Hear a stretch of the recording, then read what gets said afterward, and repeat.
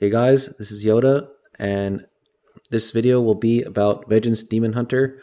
I just started playing my Demon Hunter on live as a Vengeance. Still kind of have some Havoc gear. As you can see, both of my crafts are blue silken lining with crit mastery.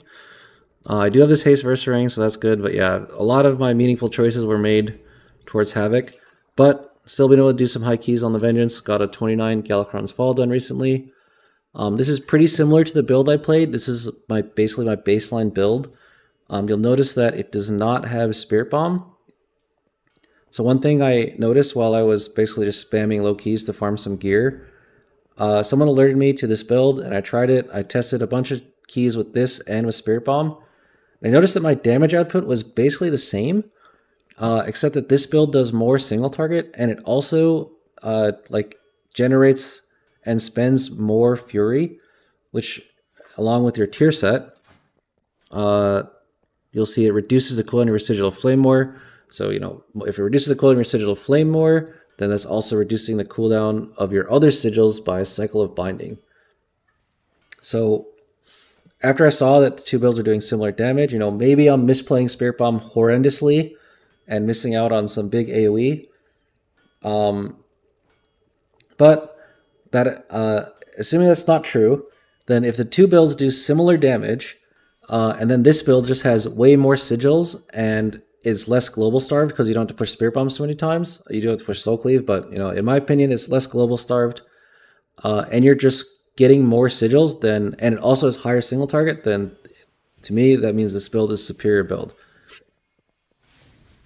So that's why I've been playing no Spirit Bomb in pretty much all of my recent VDH keys. This is the standard variation, in my opinion, that I would play in most dungeons, especially lower keys. If you don't need chains, which so far I believe has only been Galakron's Fall, then you have the option to play Volatile Flameblood instead.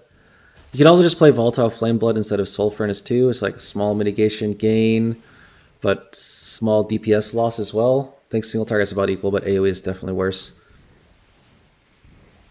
The other thing that this build unlocks is you can play this. This is a build that I basically cooked up. This is exactly what I played in the 29 Fall, except I didn't have this. I'm not sure if I played this talent or this talent, but I played something similar to this in the 29 Fall. If you don't need chains, well, even if you do need chains, if you want more spikes uptime, basically, you can play this. You have extended spikes and feed the demon. You pretty much have 100% spikes uptime whenever you need it in a key. Obviously, the loss of Dark Glare Boon means you're not in demon form nearly enough, so basically your mitigation curve is going to be a lot more smooth with this. Whereas if you took Dark Glare Boon, then obviously you're way stronger when you're in demon form. I mean, you still have demon form with this, but you have less demon forms. So it's like a bit more spiky when you have Dark Glare Boon. But if you're confident that with Soul Crush and Frailty you're able to tank high fortified mobs with just spikes, which I've found to be true, then this build has a bit more mitigation. It's definitely smoother mitigation, so you should have to kite less. But obviously you're missing out on Dark Glare Boon, and you're missing out on some damage talent, like either Volatile Flameblood or Soul Furnace or Chains. You're missing out on something, right, to take extended spikes. But that is the build that I played in Galakron's Fall. If I'm like really scared that I'm going to die, then I tend to go towards this build, especially on high fort, rather than having Dark Glare Boon. That may prove to be a mistake later on, but so far that's what I've been working with. Again, I've only really been pushing VDH for like a couple days, maybe, and only half of those couple days, so take everything here with a grain of salt. But I've been getting a lot of questions about the build.